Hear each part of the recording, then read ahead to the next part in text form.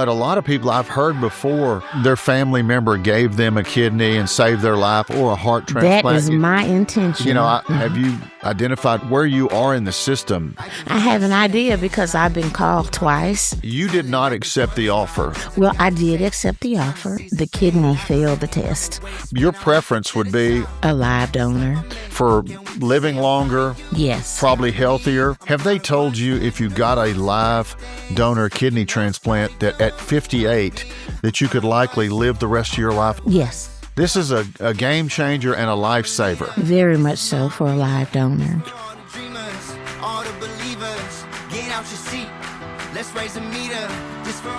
Welcome to another episode of East Texas Unfiltered. I'm J. Chad Parker, and I'm your host. Today I've got a guest who I've known a long time. I haven't seen her in a while, but we've reconnected under circumstances related to our high school days together. We have a 40th reunion coming up. It's there where I talked to Sandra Bailey and learned about something very serious that she's had going on and needs help with. This podcast is a call out to anyone who may or ever thought that they would be an organ donor. My wife and I both are organ donors on our driver's license, but those are basically called deceased organ donors. We're looking for a living organ donor for Sandra Bailey, and she's going to tell you what a wonderful person she is and why she needs your help. Sandra, thanks for being here. Thank you for having me. Now, it's so good to see you outside the context of the organ donor thing that we're talking about, because we go all the way back to what was Robert E. Lee High School, right? That's right. And hopefully what you remember of me was that I was kind and always, always. You were a cheerleader for me. Well, yes, I know we had some classes together. Yes. And, it's just, time goes by so fast, doesn't it? Yes, it does. I mean, I can't believe we're here. A lot of life happens. Yes. And for you, we're going to talk about that life, and a lot of life, good, bad, struggling, all those things have happened to you thus far, haven't they? Yes, they have. But what struck me last night when we were on that Zoom call was just how much joy you seem to express under circumstances that most people, I'm not sure, could really handle. Yeah. And I know that it's based on your faith. I can tell yes, that it is. From the way that you talk. Only because of my faith. Well, let's talk about you early on. You were born and raised in Tyler, Texas? Yes. I know you went to Robert E. Lee High School because yes. I don't know where you went before that. I went to Birdwell Elementary, and I went to Hogg Middle School. All right. And so you get to Robert E. Lee, and ultimately you graduate in 1986? Yes. From there, I know you ended up being a teacher. So from there, where did you go? Did you go to college? You go to junior college? What did you do? I did. I went to TJC because UT at the time was only a 2-year college. So I did TJC. I went all the way through there studying computer science. Then I decided I wanted to be a nurse. And then the day that I was getting ready to sign for my diploma, I decided I want to be a teacher. And all those classes I had taken, lots of times parents sort of fuss about their kids wasting their, the hours and everything. But I only had to get one more credit to be a teacher because the main program was over at UT Tyler at the time. So by the time I got to UT Tyler, I had enrolled in the educational department. What caused you to change your mind from wanting to be a nurse to wanting to be a teacher? It was something in my heart and my spirit. It just, all of a sudden, I was like, because when computer science, I wasn't really happy at staring at a computer screen. Yeah, I mean, it doesn't seem as interactive as being in a classroom. Exactly. And then with the nurse, I'm so sensitive. And I was like, people are going to die on me. Am I going to be able to handle that? And then it dropped in my spirit to be a teacher. And that's one thing I can say that I heard God on, and that was being a teacher. And you ended up being a teacher for what, 30 years? 30 years. I know you taught early in in Tyler, Mm-hmm. Bolter. Bolter Middle School. Was that primarily where you taught while you were in Tyler? It was. That was my very first teaching job. And I did my student teaching at John Tyler. But my very first job was at Bolter Middle School. My 7th grade science teacher hired me. He was the principal. Who was that? Nathan Hollis. Yeah, I was trying to think if I might know him. He used to be the principal at John Tyler High School for a little while.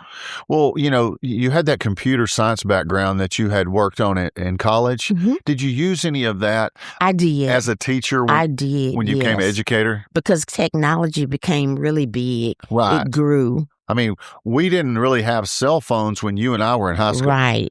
And we didn't even have computers. I don't remember if we did or not. I wasn't using them.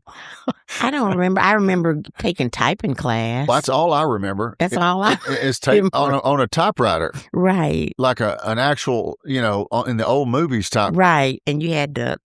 Yeah. And then we thought we were really doing it big when we got the electric typewriters. Right. So, you and I have been we've grown up where the world has changed dramatically. Dramatically. I mean, and you know what? We also didn't have navigational systems. No. There was only maps from the gas station. That's right. Or either somebody gave you directions and you wrote them down or remembered them. Yeah, you often wonder today, young people, whether or not they could have gotten around like we did. Chad, I just don't know. You know how you go to the grocery store and you give them $5 and your change is $1.15? They can't count back from $3.85, $4, $5. Right. They get so confused. It's a skill. It's almost like cursive, where it's being eliminated from civilization because it's being replaced by a keyboard or a phone, right? Yes, they no longer teach the kids to write in cursive. Right. And it's, I don't know what that means, if it means anything at all, but it's a way that we wrote and express language, yes, English, that's going to go away. And it was your very own, right? Like your mark. That is interesting that you say that. Each person's handwriting had a style all of its own. Yes. And there even were handwriting experts in criminal cases and in, will contest cases to prove that was the person's handwriting. That's true. Right? Yes. And so with that going away, I don't know. Will people still sign things with other than electronically? That's true. But anyway, you get into the teaching field, and I know you eventually moved to Rowlett and teach there. Yes. How many years were you there? I was there. I left there 2007. I left here, and I was there 15 years. You were there 15 years teaching one or more subjects. What were you teaching? I was teaching English. All right. Mm-hmm. A far cry from the computer science days back at UT Tyler. Yes. What grade level were you teaching in English? I had 6th, 7th, 8th, and 10th. Back then, I don't even remember what it seemed like. By the time I got to high school, English class, we were watching movies. Yes, but we had to read the book take the test first. I was hunting the Cliff Notes over at the bookstore, where I could kind of cut the corner. That was a no-no. Well, the older I got in high school, it seemed like the less interested I was towards the end, in, the schoolwork, right? All of us were ready to graduate. But that's probably was a challenge for you. Just the age of the kids. Probably the older kids were either good or they were more difficult to handle. No, you were in really. A good school? They were, yes. Under Dr. Marlene Hammerly at Rowlett High School, and the school had just been built. With high schoolers, they come in, they sit down, they want to be there. By 10th grade, they think they know everything. They're ready to graduate. They think they're ready to graduate already. So you don't have that problem, and they're too busy trying to be cute. Whereas in middle school, you run in and one of them throws his friend's pencil in the trash can and pretends like it was him that threw it in the trash can. You got all that going, Yeah. So you're not as physically busy. But with the high schoolers, you do have to be a bit more creative because they're seeing more things out in the world. Especially now. Yes, and to challenge their intellect but the thing that middle schoolers and high schoolers have in common is that you have to prove to them that they're going to need what you have to offer them. Right. A lot of people struggle with that even in college, where how does this course have application in the world? How am I going to use this? Because these kids now are up against things, and I don't care what walk of life you came from. These kids now are up against a lot. They have all this stuff coming at them, like you were talking about the video games and, Artificial intelligence is now here. Oh. I mean, do people learn the same ways, or will they in the future? Because they don't have to think. They won't have to do much thinking. They won't have to create. Yeah, that's going to be interesting to look what the next 10 and 20 years looks like. Yes. But I know you were popular. I know you've told me before that you were, voted Teacher of the Year. Several times. Yeah. But, the point of this show is kind of what leads us to your last day at Rowlett High School. Can you tell us about what happened? Well, it was I moved from Rowlett High School to Coyle Middle School. So you mean when I left the teaching profession? Yes, I do. Okay. I was teaching 8th grade, and our school needed restructuring. So we would have to walk the kids to lunch and back. And they had to have assigned seats. We had several principals, and so things had, kind of gotten a little difficult on our campus. So they brought a gentleman in who was good at, putting things back together in a school, a principal. And I would be walking the kids back to the classroom, and I would get out of breath. I mean, like really out of breath, just walking on a flat surface. I would have to bend over around the corner, and it's not that far. And we're talking about a lady that used to walk like 2 to 5 miles a day on a treadmill and lift weights, but that started going downhill. So did you think something was wrong? I just thought maybe I was just tired. So you didn't address it. You kind of let it go. Right. I let it go. All right. But you were how old at this point in time? I was about 51 or 52. All right. And you had been diagnosed previously as a diabetic. In my 20s. All right. Yes. And so you were a type 2 diabetic, correct? Right. I don't know, did you have to take insulin or just have to watch what you ate? At first, I had to watch what I ate when I was younger because I worked out all the time and I would jog. Then, as we get older, we don't want to do that. So I started walking. But I did have to go to pills. And then at one time, I was on insulin, and then I got off of insulin. Did you have any other health problems like, high blood pressure, cholesterol? High blood pressure, cholesterol, and my legs. One morning, I got up out of bed. My sister had spent the night with me in Garland, and I got up out of bed, and my legs gave way from underneath me. Was this due to poor circulation or something related to the diabetes? Well, they think it may have been some medicine that I was taking. A reaction, a side effect? Yes. And so I ended up like on a walker. And I remember going on a cruise with my family in a wheelchair. Huh. And so how long were you at the point? Because clearly, you're healthy and walking around now, yes. But how long were you in a wheelchair? The wheelchair thing was depending on where I was and how far I had to walk. And, so the wheelchair thing lasted maybe about a year. The walker thing, maybe about a year and a half. Are you out of teaching at this point? I'm out of teaching. Okay. Yes. And so when you had that shortness of breath. You didn't do anything about it, but it eventually led to a time when an ambulance had to come get you. They kept having to come in and get me. And then there was this last time I bent over in the classroom and I hadn't been to lunch. This was in second period. And one of the girls got up and grabbed the phone and called the office and said, "There's something wrong with Miss Bailey. Oh my God, somebody get down here." And she started crying. And then one of the boys got up and he took off running to the office. And he said, "We need an ambulance. There's something wrong with Miss Bailey."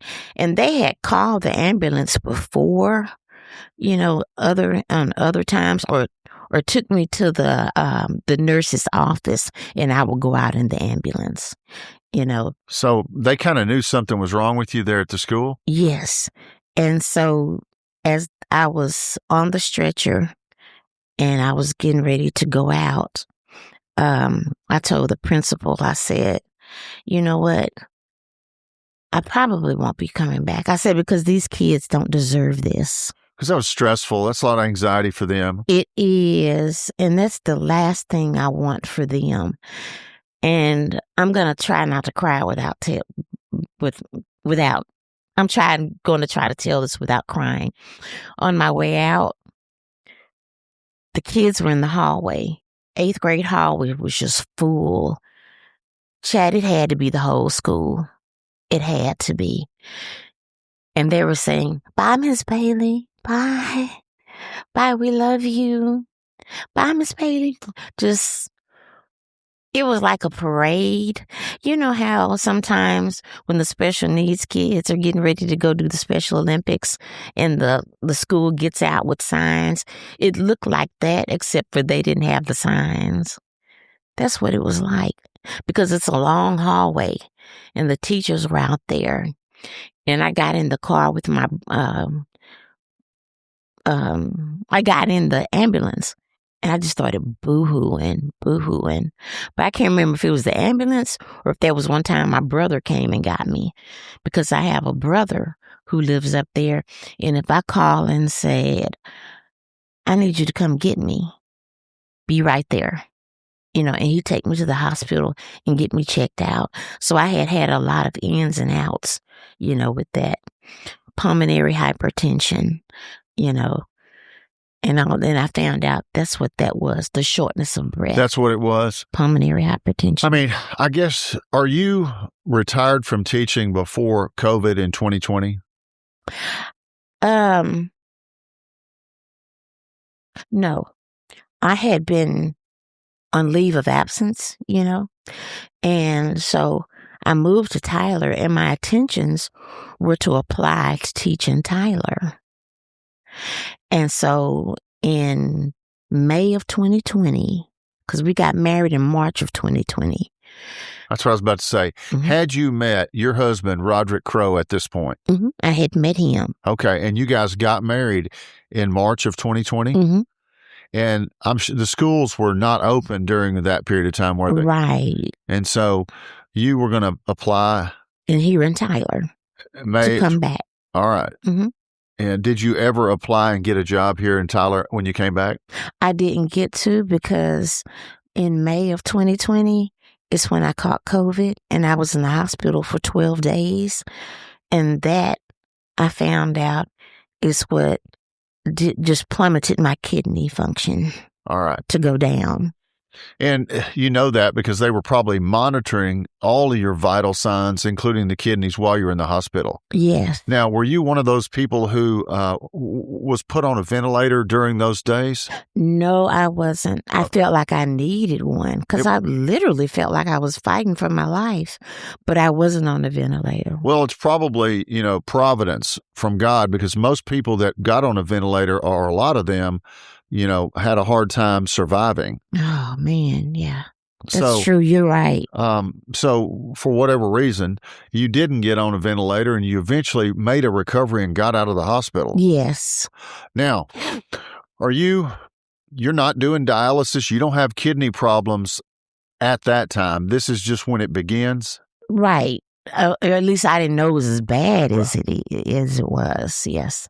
Right, because kidney function's hard to know. It's not like you can take your blood pressure and know what your numbers are. I mean, your kidneys are, I don't know how you find out short of a blood test or something else. Do you? What happened is after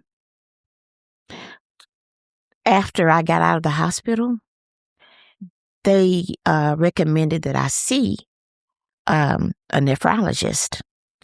And so I started going, and they were asking me, are you ready to get on dialysis? Nephrologist being someone who specializes in kidneys? Yes. And as opposed to endocrinologist that specializes in what? Diabetes. Okay. Mm-hmm. For people that are watching this show and have heard those names thrown about, now we kind of understand who these different specialists are. Right. Absolutely. So your numbers must have been pretty low if the nephrologist said, hey, are you ready to get on dialysis? Right. Did you go and get on dialysis? Not right then. I didn't. Okay. I didn't realize how bad it was. And this is why I tell people in the communities, go to your checkups.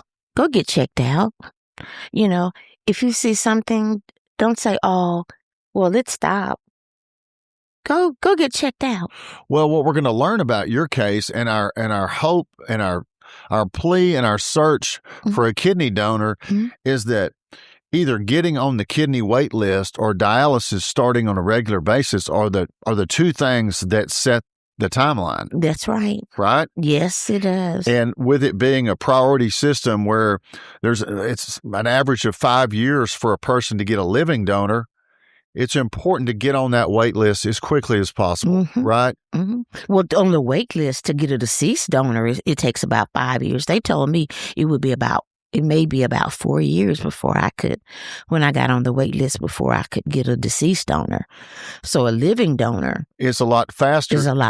Which this show is really about explaining to people the medical predicament that you are in and how it is to live, but also to look for and ask for a living donor. Yes. Right? Yes. Because there is a database, an organ database in the United States that prioritizes people by region, blood type, tissues, that type of thing. Yes. And when you said deceased donor, that means someone like me, my wife, who we've elected to be organ donors on our driver's license. If we died in a car wreck, someone would get those organs, right? But that's good, but it's not as good as a living donor for you. Right, because the deceased donor, those kidneys are known not to last as long as a living donor's kidneys. Right, and I've read somewhere that they want someone to be pretty certain that they'll live 5 years after the transplant for it to be, really a feasible or an approved surgery. Yes. Have you read up on this stuff? I'm sure, part of it's depressing, or it can be, and part of it's scary. But I mean, just to know kind of where you are in the system. Have you identified where you are? I have an idea because I've been called twice to get a kidney. A couple of months ago, I was called to get a kidney, and who called? Baylor Scott White, Dallas. They said, Sandy, we've got a donor. Or, Sandy, we've got a deceased donor. We have an offer for you for a kidney. What was the offer?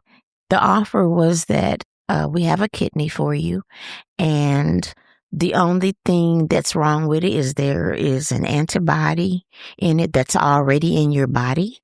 But what we do is, if you get transplanted, we give you some medicine that gets rid of that antibody. And they do let you know the age of the person. They don't tell you if they're male or female, their name or anything like that, Maybe if I would have asked, but I wasn't sure if that was information that they would give me. Right, because, HIPAA. Absolutely. And ethics and things. But a lot of people I've heard before search for people that their family member gave them a kidney and saved their life, or a heart transplant. That is my intention. And so a lot of people think like that, I'm sure. That is my intention. All right. You did not accept the offer. Well, I did accept the offer. Okay. And But you did not get the kidney. The kidney failed the test. Which test did it? Because I've looked into this. First of all, there's got to be blood type compatibility, right? Now, that was correct. And you are, for this audience, you are O positive. O positive. And so, according to what I've looked at, you can only receive from another O positive or negative. Right. Right? Either one of the O's. Yes, sir. All right. And so then we got the tissue typing, which looks for these, these kind of proteins that help the immune system recognize what does and does not belong in your body. Right. Right? Because antibodies, sometimes react to what they think are something foreign in a person's body. Right. And that's what's going to happen if they took a kidney from somebody else and put it in your body, right? Right. And then, like you said, I've seen this thing called antibody screening, the PRA test. Do you know much about that? I don't. I just know that they do one. They do a test for it. Yeah, I mean, and it's like I understand it. This is as simple as I can say it, if I'm even correct, which is it's a sensitivity test for antibodies. Like, if they're not very sensitive, then it don't create a lot of antibodies, and it's better for you for a match. So my body doesn't have to fight it. Right, doesn't fight it and ultimately end up in a rejection. Right, okay. Absolutely. So the first offer that you got from Baylor Scott and White for the kidney, it didn't match on one of these tissue or antibodies tests? She said something about they put it on some sort of pump. They put it on a pump, and it failed this pump test. Okay, maybe just the mechanics of the kidney. Maybe it was an older person. Right. Well, she said they were like 50. Okay, they were younger than you. Yes, they were younger than me. Now, and I just remember her saying, "We're so sorry, and we'll keep looking for you." All right. And I said, "Okay." And then when was that? That was the first offer. That was the first offer. The first offer. Were you on dialysis or not at the time? I was on dialysis. Okay. So when did you first start dialysis? April 20th of 2023. All right. Have you been regularly on dialysis since then? Yes. All right. I don't miss a day. All right. So we know that is your kidney donor wait list date, right? Right. Yes. When you started. So we're coming up on 3 years. Right. And you're hoping this is the year, potentially, for a deceased donor for you to get an offer that will match. And I got called this past Sunday also. This past Sunday? I got called this past Sunday, and they called. I was teaching youth Sunday school, and I picked up the phone, and she said, "Mrs. Crowe?" And I said, "Yes, this is from Baylor Scott White, Dallas, and we have an offer for you for a kidney." I said, "Great." And she told me that this person was brain dead, and she said that I was second on the list for this particular kidney. She said, "What we are going to do, I want you to wait until about 12 or 12:30, and I'll give you a call back," because what they needed to do was test the person who was the primary person to get the kidney. And if they checked out and then wait until the kidney got there and they tested it, then they would call me for me to come to Dallas to get tested. And so people were saying, "Well, why would you have to go and they already have somebody?" Well, just in case there's not that a match. Person didn't work out. Right. I mean, the first person up, if something like the sensitivity antibodies doesn't work well with them, then they move to the next person. And that was you, number 2, right? Absolutely. Now, and from reading, I see that O blood types have to wait the longest because they're the most common. Right. And there's the most need for kidneys. And let me tell you how God favors. I got on, they told me it would be 4 months, 4 years. That's how long the wait list would be for me. And then they turned around and called about 3 or 4 months later. That was the first call. The first offer? I think that was in it may have been in August. And then August of 2023? 25. 2025. Mhm. So, Because I didn't get on the list until 2025. but since you had started dialysis on a regular basis, it's the earlier of the two that they put you in priority. Right. So even though you didn't get on the wait list, thank goodness you'd started the dialysis earlier. Yes. Because, see, I had applied at another hospital, and they turned me down 3 times. What? Turned you down for what? To get on the wait list. Yeah, I was going to ask you about that. Is it an application process? It is. It's an application process, and they look at your health records. And Yours weren't looking too good until after the triple bypass. well, no, this before. Right. I mean, before they weren't Before the triple bypass, it was just fine. I mean, They're the ones who had me to go do the triple bypass, and then afterward told me no again. Okay. They had told me no 2 times. Then she wanted my heart looked at, and I know that you're going to talk about that later. And then afterward, they denied me again because everything looked well, and my cardiologist said she's a go. And I found out later, I don't know if I should say this, Yes, but I'm not going to name that hospital, okay? How about they were looking at old records from way back, like before 2020. When you looked less healthy? Yes. Okay, so but they didn't have up-to-date records. Then I go to Baylor Scott White, and they needed something from this hospital. Then this hospital turns around and says, oh, you can reapply with us again. But I didn't go back. Well, I know. I don't, and I don't know. It's frustrating, obviously, because it's your life and you're hopeful. And I'm sure it's when you get a call and you get an offer, I'm sure your hopes get up. And then when it doesn't work out, it's a pretty big letdown. It is, but guess what I say? Every time, both times, even this last time when the first donor decided he was going to take it, when I hang up the phone, the first thing I say is, God, I trust you. I look up and say, God, I trust you.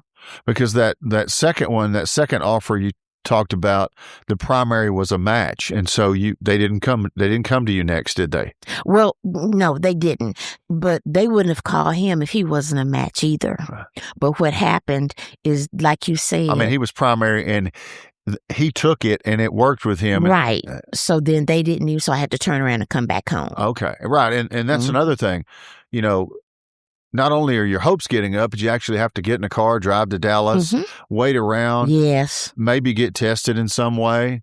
I mean, it's kind of a stop, go kind of life. And this stuff happens at 1:30 in the morning, 4 in the morning, And they expect you to get up and go right then. You get up and go right then. Or, just like they asked me to wait a couple of hours. You're kind of waiting around at your home or wherever at church until they call. And when they say, come on, what time can you get here? They know how far you live, and everything. And then after you've done all that, sitting up all day with that and driving back home, I got about a couple of hours of sleep. And then I get up and go to dialysis. Right. And my body's got to go through all of that with dialysis after, all that stress. And it's stressful when they call you and then you're waiting around, on your emotions, your intellect, just everything. And you're steady praying, and your physical, man, it's just, it's tiring. Well, I can see that. And at least there's the hope that at some point there will be a deceased donor kidney available, right? Now, as far as those kidneys, how long can they keep those preserved or alive after they're removed from somebody waiting, to match up with a new person? You know what? I don't even think it's 8 to 12 hours or whatever, because, wait, let's see. They called me at 9:30 that morning. And then it was 11:30 that night when they said the primary recipient is going to be transplanted. So that's what? That's 14 hours. All right. But when you go up there to Dallas and you're on the list or they've called you with an offer, are you thinking in your mind that you could go from a waiting room into a surgery and have a transplant all in a matter of hours after getting up there? Yes. I mean, that's kind of a wild thing to think about, right? And people look, and my family is like, are you excited? I mean, I'm excited, but there's still that talk about all of a sudden mixed emotions. Right. Because if you know you're going to have a surgery like the open heart, we set a date, right? But not this. You're enjoying some kids in your Sunday school class, and then in 8 hours, you all of a sudden realize that you're getting ready to have a kidney transplant. Yeah, that I'm excited, but that's something to really turn your brain around on. You know, what I've read is that most people can live perfectly fine with one kidney. Have you understood that to be? Yes. You have 2 kidneys in your body at this moment. Yes.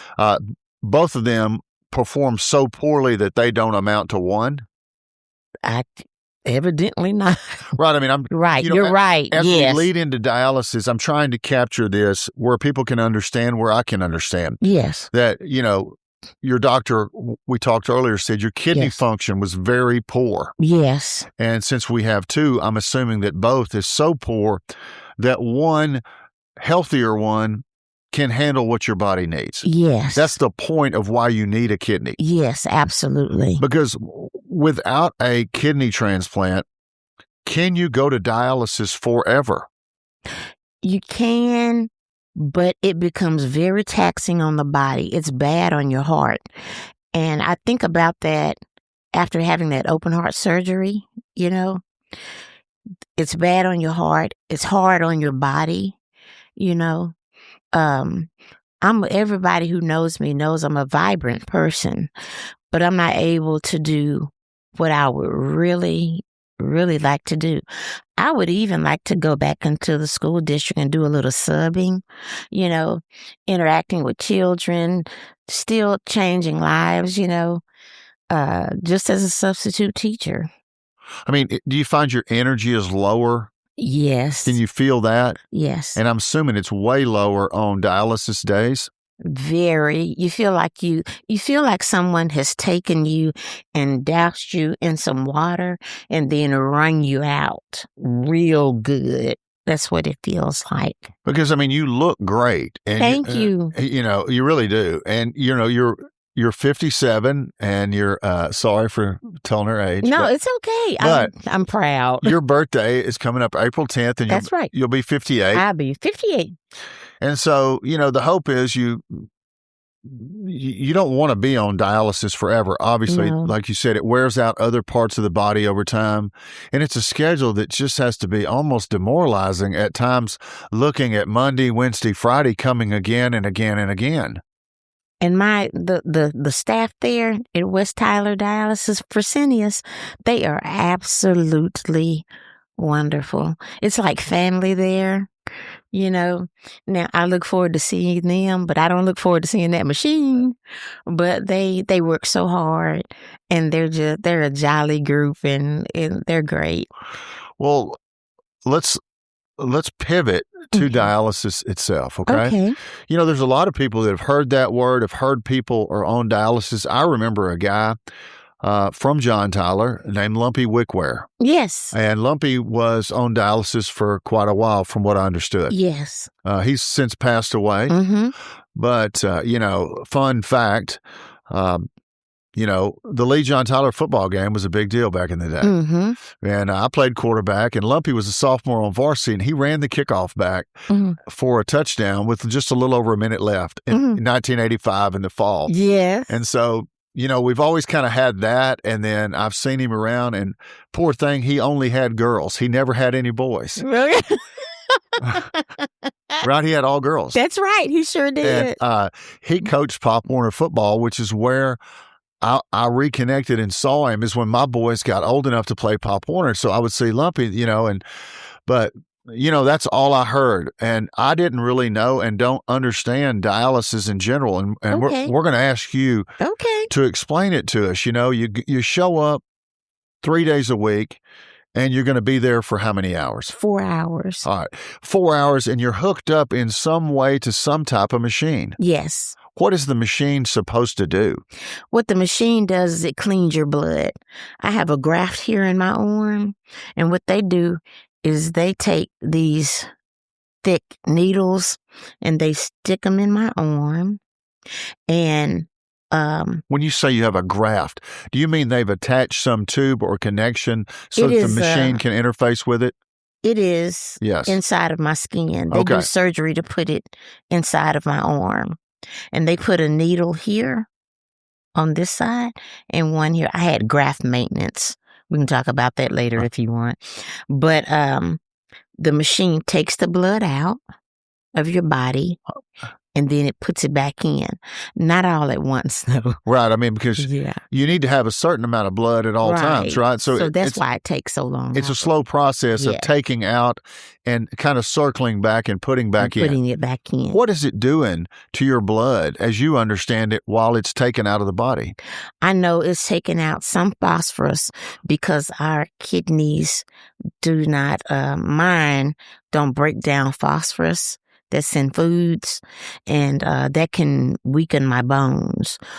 Potassium, it takes that out because potassium is bad. Kidneys don't break those down, and it's bad for our hearts to have that fluid on us. So it also takes the fluid out of my body. My body does not.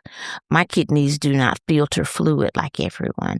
And with the blood, it takes all the trash that we're eating out of our blood because we are eating these foods that fast food, processed foods, yes, things that aren't very good for us, harder on the organs, especially the kidneys, to break down. Because that's what they do for our bodies. And so I have to avoid processed food the best that I can. That's hard when you go to people like to a family reunion. People think you're being funny and you can't eat, and you wonder if they feel like being bothered with you because they got to do something special for you.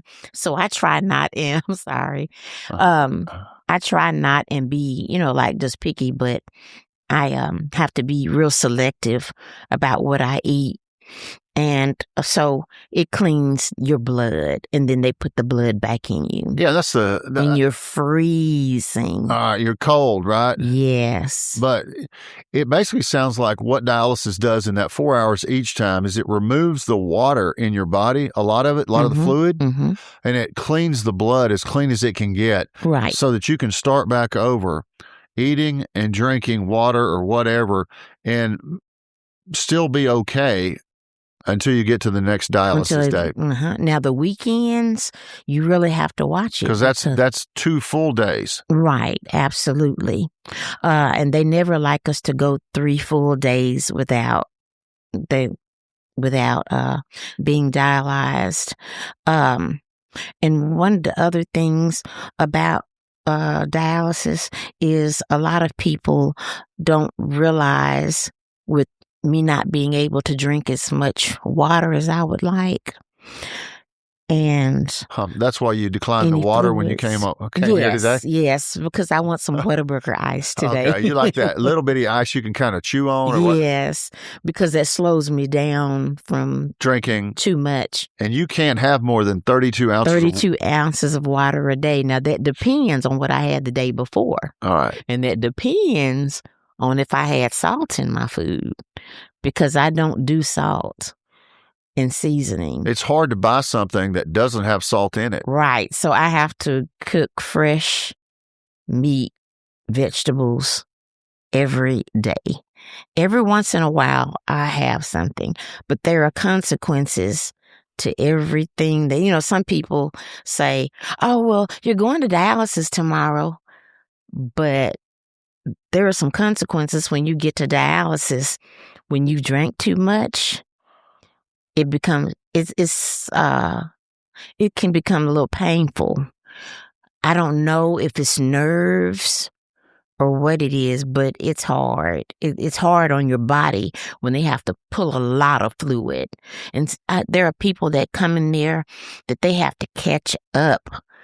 Like one guy, they were like, we're going to have to pull 4 kilograms from you. From where with me, they may have to do like 1 or 1.5. And they're like, you do usually do pretty good. And I hear them tell these people they have 4 kilograms on them, 6 kilograms. It takes them from Monday to Friday to catch them up. Because when they go home on Monday and on Tuesday. They're not doing right. They just see it as maintenance. I'd love to have a slice of pizza, And they were saying when you get a kidney, you have to stay hydrated. I'm looking so forward to that. And people are like, well, you can have a Sprite, can't you? I don't want a Sprite. I want some water. So much stuff that we take for granted. Yeah, you're right. I mean, I'm guilty of not drinking enough water. Oh, man, I wish. Hate to say that. Didn't say that to make you jealous. No, it's okay. I'm like, I always tell people, I wish I could have all the water I wanted. But, I had someone on the show recently that was a type 1 diabetic, and the insulin pump technology is really kind of what's saving his life. Mm-hmm. And it sounds like for you waiting to get a kidney, that the dialysis, but for it, your situation would not be very good, would it? Not at all. I was on my way out of here, Chad, and I didn't even know it. Right, because I've never really heard anybody say a person who needs dialysis that doesn't get it, this is how they die. Mm-hmm. Has that been explained, for motivation or to make sure that you eat right, no salt, and keep up? Have you been told this by the healthcare providers? Yes. Once I started dialysis, I had a doc. I had a primary care doctor who did tell me, if you don't begin eating right, you're going to have some complications. Your kidneys are going to fail you. Da, da, da, da. But at the time I was teaching and I heard him, but I didn't hear him. And I was staying in the classroom doing things to 8:30, 11:30 at night, So I was putting Sandra on the back burner is what I was doing. And I would make my plate full. I try to make every game, because I love with what I do, but I was not taking care of me. And I found out I couldn't take care of the kids and I had to leave them because I wasn't taking care of me, And we live in a society that people kind of shun you for taking care of you. But you have to do that if you want to take care of your loved ones, And, when you say taking care of you, mm-hmm. Would you say that that's the way eating right, exercising? Mm-hmm. What about stress? Does stress have any effect? You know what I think a lot of people's problems is? When I say eating right, that doesn't mean eating less. It's just what you eat and the amount that you eat at one time. When you say exercise, you don't have to go to the gym and jog. Instead of parking right up front, park down at the end of the parking lot and walk. Go to Sam's. If you have to get one thing, push the buggy around there and look at stuff. And there are many ways that you can do that. But I'm sorry. What was the last thing that you asked me? Well, we were just talking about, taking care of yourself. Yes. And its relation to people not being healthy, having problems with their kidneys. And stress. And then the final thing that I asked about was, did you know stress to be some component of this? Yes, it is, because high blood pressure is what, I had a little kidney damage. People thought it was the Dr. Pepper. But it wasn't. It was high blood pressure. And I think that a lot of people's problem with stress is they worry so much about what other people are going to think. So that falls into other areas of our lives. Oh, people are going to think I'm not taking care of my kids. My wife is going to think I'm not doing this. My boss, my pastor, my friends. When just be you, just do you. And the people that love you, they're going to love you for you. People who love you are not asking for you to be perfect.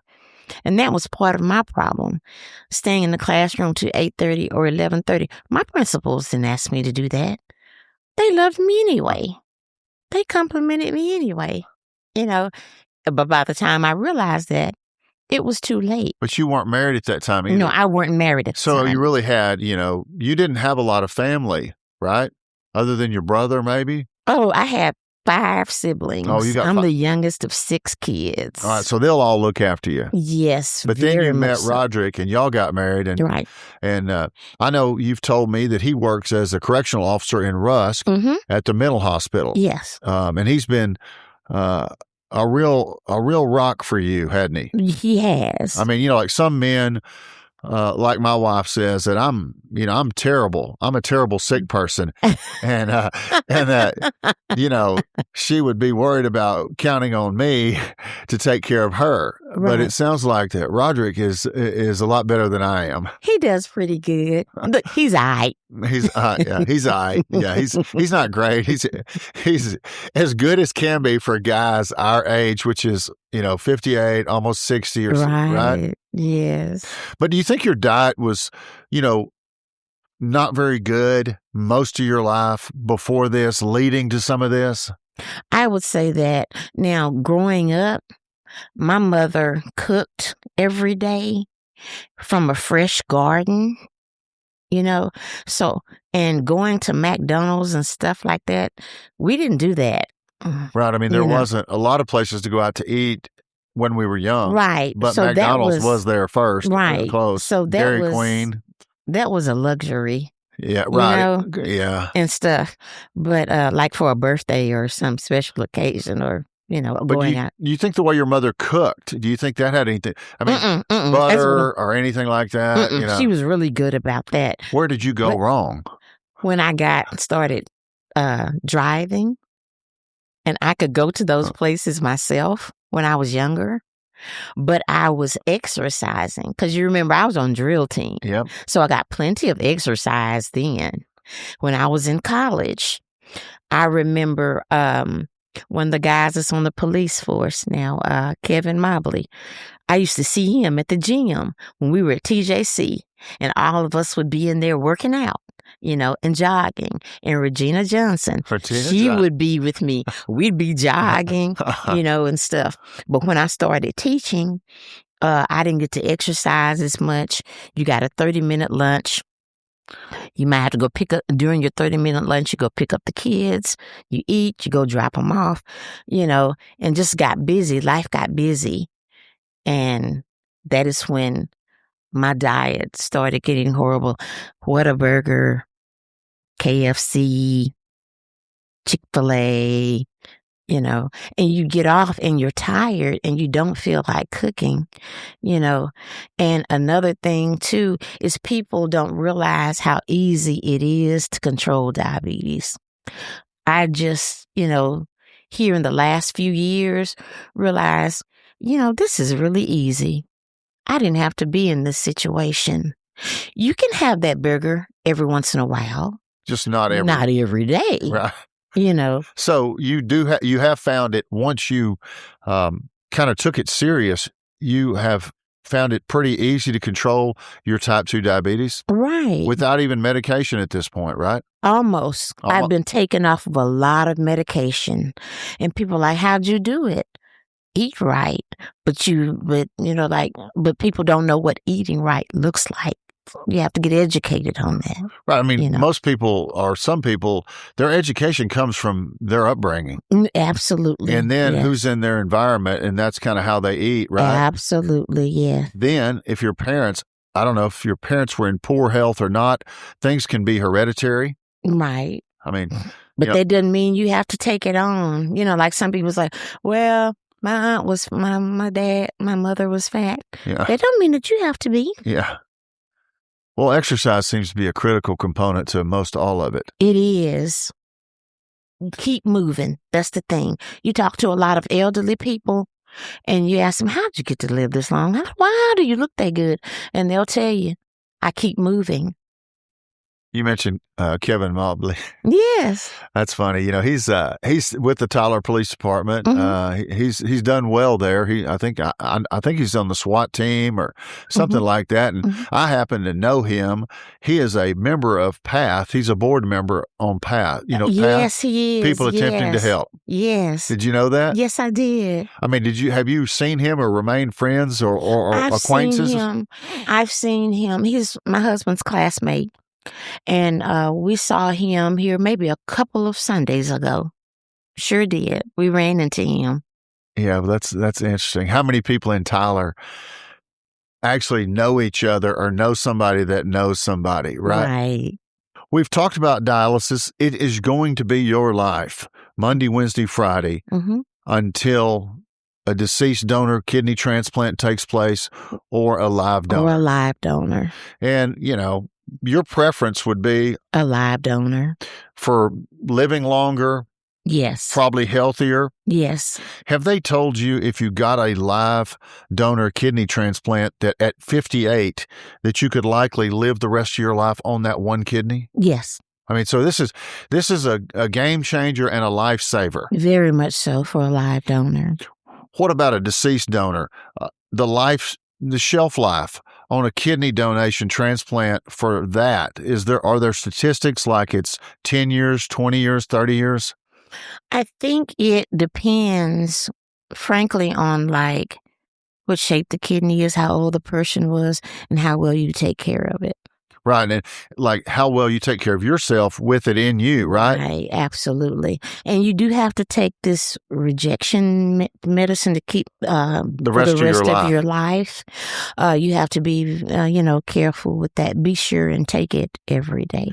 Have you been tested for that medication that is, that you have to take the rest of your life to prevent, I guess, the body from rejecting that transplant? No, I haven't been. Not to my knowledge. Because I read that when I was looking into this stuff, I found that was one of the things that was on there. Mm-hmm. That was a part of it that, you had to do this. And I'm sure they did, because if they found that because they need to know before they even, because, one thing they don't want to do is waste a kidney. Right. On No, I mean, it someone seems like, all of the information that I've uncovered, trying to understand your situation, is that they're pretty thorough in the screening process. Yes, they are. I mean, like if you have cancer, you're out. Yeah, or at least they take you off of the list. Right, that's what I mean. Pause you on the list until, like until you either it's in remission or whatever, right? I mean, because they're doing their very best. I mean,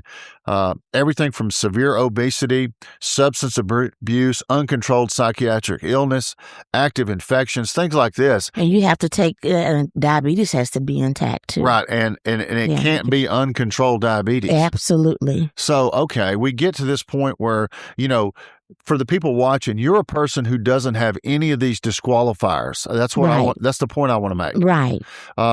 You are a person who clearly, looking at you, listening to you, is living an extremely healthy lifestyle. Yes, I do. You are a person that, with a living kidney donor, will likely has a chance to live to the life expectancy of an African American female right now, based on the life tables. Yes. Right. And obviously that's what you hope to do. I do. I mean, you and your husband, you'll have no children, do you? No. Neither one of you had any.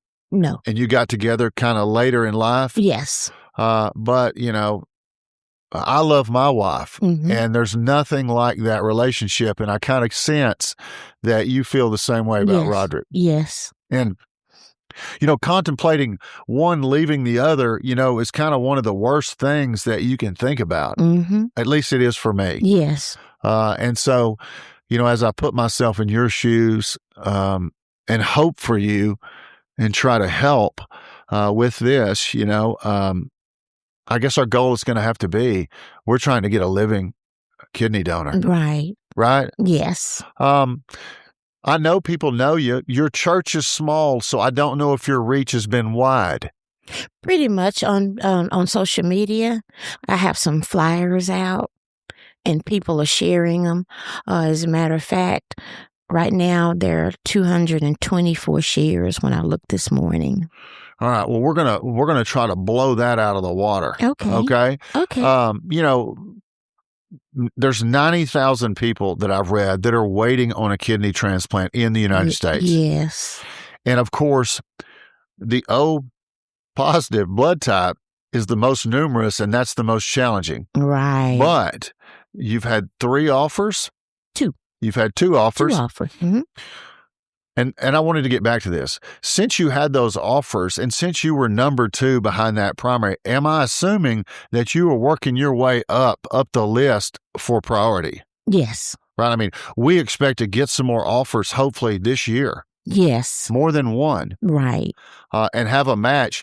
And so I guess the question, on an unfiltered podcast, which we are on, Mm-hmm.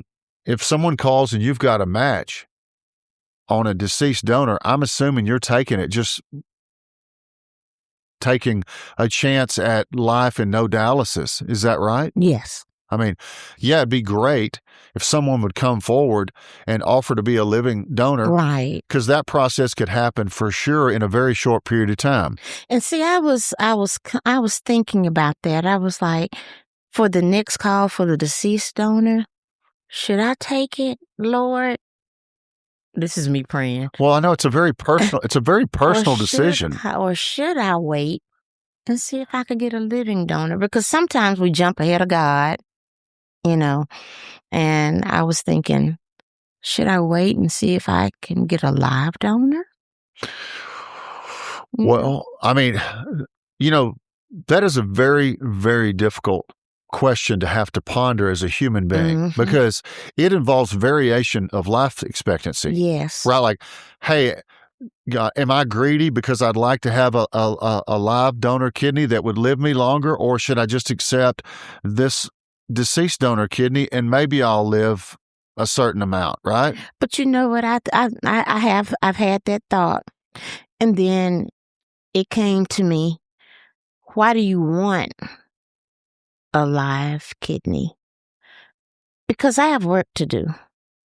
I have some things that it's not so I can run and go on a vacation to Europe or anything like that. It's like I said, I love to go sub-teach just to see. And I know I hear all these things about these kids. I just like to try my hand at one class one day just to see what they're like. I want to give. I like to give.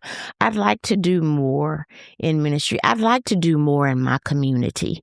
There are days that city council, and I have a friend that's on city council. Who? Petra Hawkins. Okay, I know her. She's like a sister to me. There are things that she does I'd like to go to. They're on a Monday, Wednesday, or Friday. I mean, that's, after your 4 hours of dialysis, right. Tell the audience what you feel like after you get out of the dialysis. Yesterday, my skin was stinging. And I don't know if that's nerves or what that is, It feels like someone has, taken me and wrung me out. I'm irritable, Are you hungry? Yes. After that. Because the machine has taken a lot of nutrients out of you, particularly protein. And that could last over until today. Like, I had a pretty good protein breakfast this morning. I'm going to get something to eat when I get out of here.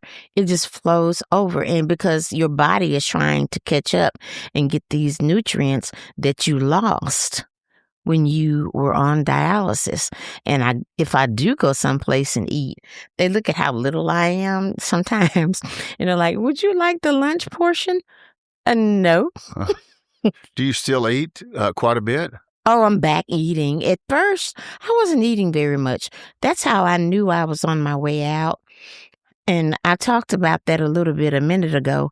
I have a sister who lives in Louisiana. She came to visit me one day, and I'm always glad to see her. So she called and said, I'm at the door. I said, okay. And I laid back down. And she kept saying, I'm at the door. She kept calling. And then my brother called and said, LaQuinda's at the door. You were just too tired to get up? That's what I thought. Were you dreaming? I had to go. They sent me to the hospital.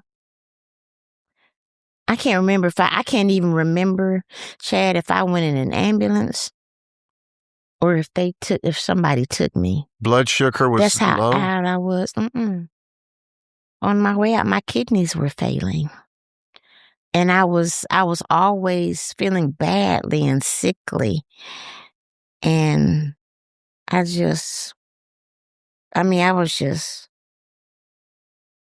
even remember when I got to the hospital, but I remember my doctor came to the hospital, my nephrologist, and she said, you are going on dialysis.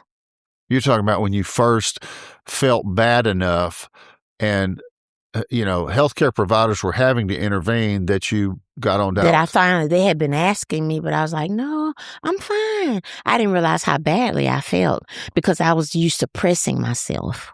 Right. I mean, you just thought, I can shake this off. I'll be better the next couple of days. Absolutely. But what about the dialysis, though, that happens every other day, essentially during the week? Do you have to recover?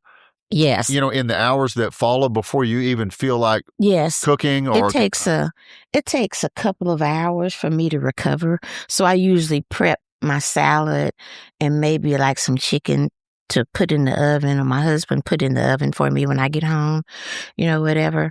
And I sit back, kick my feet up, and I might go to sleep. And then sometimes I don't, go to sleep. But it takes a couple of hours to recover, and does exercise help as far as dehydrating you? Like if you perspire or sweat, does that help keep the water off of your body? I don't perspire or sweat. You don't at all? Sometimes. I think maybe at night I might have night sweats, but it's just the clammy. It's not like everybody else sweats. Because I don't have any water in my body really to give for that. What about coffee or alcohol? Dehydrating drinks, are those better for you than water? I mean, I do water. I have decaffeinated coffee every once in a while at home because the coffee out in public places, especially fast food, has salt in it. What about caffeine? I don't do caffeine. You don't like a little boost, being kind of tired? It makes you thirsty. Well, yeah, that's... And then you're miserable, so I do water. All right, so you're battling that thirst. Water and ice. Yeah, that is tough for you. And it's so difficult to go out with friends and they're drinking whatever they want. I do unsweetened tea every once in a while, but it's just, life is something. But you know what? I go ahead and handle it, and it could be worse. You've talked about that you were on the list at Baylor Scott and White. Mm-hmm. And so I'm assuming that would be in our area or region. There's many Baylor Scott and White hospitals in different cities. Mm-hmm. Somebody gets killed in a car wreck. Mm-hmm. They take them to the hospital. They go, hey, we've got an organ donor here. Mm-hmm. And then that's when they start, checking the database? Yes. Now, you said that you were not on one that you had kind of felt like was not good with the records earlier. Yes. Another hospital? Yes, because what they were telling me, I was like, that was way back. I've been recovered from that. But I mean, I'm just curious, would you not, or are you on other hospital lists or other lists from the country so that you could be on anything available should it come up? Actually, my social worker came to me yesterday at the center, and she applied for me to be on the list for Baylor Scott White Fort Worth. Okay, so good. Yeah. Mm-hmm. You're on the Dallas. Now we're going to Fort Worth. Mm-hmm. There's one in Tyler. I don't know if it's part of this organ. Huh? That was the one.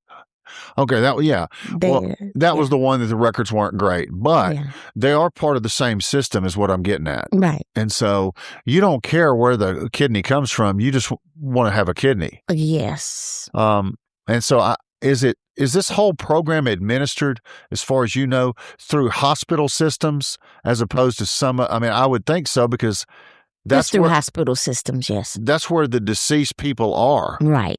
Right. I mean, Now, I don't think I don't know if they fly it in from someplace. well, or right. I if mean, but it's, they probably originated at an emergency room somewhere Yes. where they either passed away there. Right. I don't know if you can pass away at your home and they see, hey, this is an organ donor, and then try to, salvage that or not. Right. I don't either. Well, what we know is you're hopefully higher up on the list, right? Yes. Because you're moving into year 4. Because for me to be called as close as I have been, I'm at the top of the list. All right. And that has to be somewhat reassuring. Yes. I mean, because there's no guarantee. And there are people that have gotten deceased kidneys that it failed once it got in them. right. I mean, that has to do with taking the medication for the rest of your life. I believe so. That hopefully keeps it, Mhm. And you sound like a good patient. Like, that's one of the things it looks like that they look at. People that don't follow medical advice, kind of fall off the list. I do. I try to make it, every single specialist and my primary care doctor, I ask them what I can do to make their job easier. Well, I can tell you one thing. My mother would never be on or survive the kidney wait list. Well, are you? Why would you say that? Because she would not do everything she could do to follow what they say or make their life easier. I promise you that. She would somehow be the first case to survive, without kidneys. Way to go, Mom. But, I mean, people don't like to be poked and prodded. No. When they're uncomfortable or they have anxiety. You know what I'm saying? Yeah. People like to be at home, not in a hospital. But, you're such a lovely person. Thank you, Chad. I try and be. It's not every day. You have to ask Mr. Crowe. It's not every day. Well, that's true of all, husband and wives, I think, Yes. I often ask my wife, I said, other people think I'm cooler than you do. That's cute.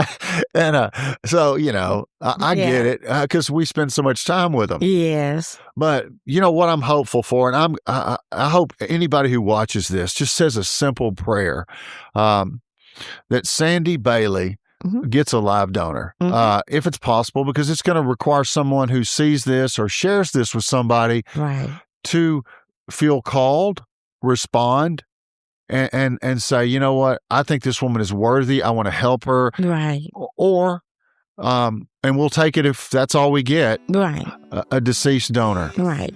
And then we'll say a prayer that it's a healthy kidney and it gives you, 20 plus years. Absolutely. Yes. Well, this is very revealing as far as your health history, as far as the things you have going on in your life. And I sure appreciate you coming on the show. Thank you for having me.